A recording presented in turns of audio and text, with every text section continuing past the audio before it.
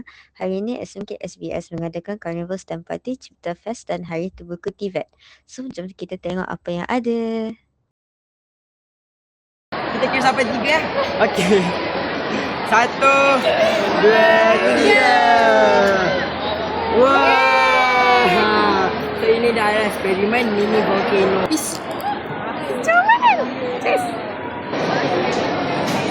Ya, jadi. Apa dia? Ambil sains, ada sains hayat dekat College Matrikulasi. Tapi kalau awak ambil account, ada accounting juga dekat.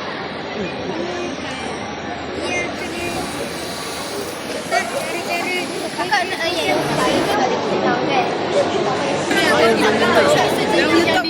Sana ni, sana.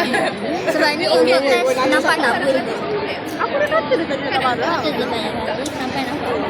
Maka korang nak kocok dulu tau. Okay, bye. You nak pergi berapa? You nak pergi, you ambil.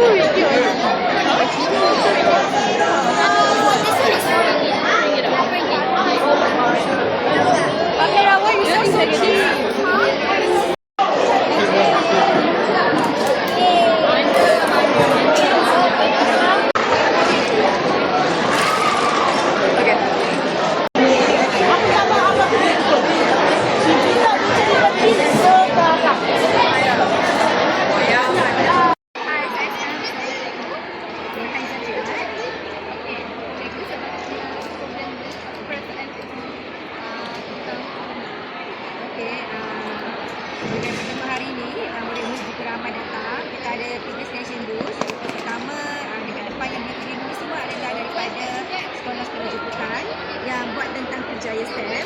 Dan yang tim belah sana tu adalah UITPA, IPPS dan juga daripada kita panggil panggil majikan lah.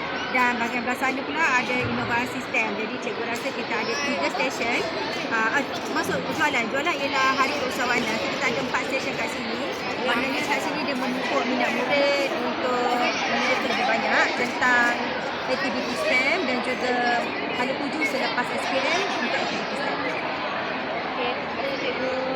Bye. Saya sekarang bersama. Najib.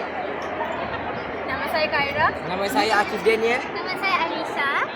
Okey, macam mana ini berlaku? Okey, so hari ni kami daripada SMP Stesen Muar Semaju telah menyertai Pak Mirdan di FB. So kami hari ini membawa 2 kerjaya iaitu data scientist dan ahli kimia. Jadi kami tak nak terangkan panjang, kami hanya ingin melakukan aktiviti yang ada di depan kami sahaja. Okey, so aktiviti ni berdasarkan ahli kimia lah, ahli kimia. So dia okey, so saya akan terangkanlah macam mana mula-mula. Mula-mula korang kena letakkan cuka. Okey, cuka ni rapat. Okey, ni ada bika. Cuka ni kita nak 100 ml je. So kita letak. Lambat sikit nak letak ni sebab keras sikit getar tangan saya. Dah nak buat dah tu tak. Sekejap Allah Rabbi. Lagi. Nampak ni kita sampai 100 ni. Ni aktiviti ni sangatlah mudah nak dibuat dan penjagaan parents pun perlulah sebab takut anak-anak kecil minum kan mati pula. Jadi sekarang ni lepas kita dah nampak ni ada air cuka, kita masukkan, kita campur warna. Sebab saya bawa 2 warna je hari ni. So kita campurkan biru. Nampak tu biru tu? Wah, warna cantik gila. Lepas tu ni merah. Tak merah. Nampak? Okay, so lepas tu kita dah nampak dia macam ni, kita kacau. Kacau. Okay dah. Macam buat minuman pula Jadi sekarang ni inilah bahan rahsia kita yang kita nak letak dalam bika ni. Okay, so semua kita kira sampai 3 Okay. 1, 2, 3. Wah. So ini ini adalah eksperimen mini volcano yang mudah dipelajari dan mudah dipahami. So itu sahaja daripada kami. Sekian, terima kasih.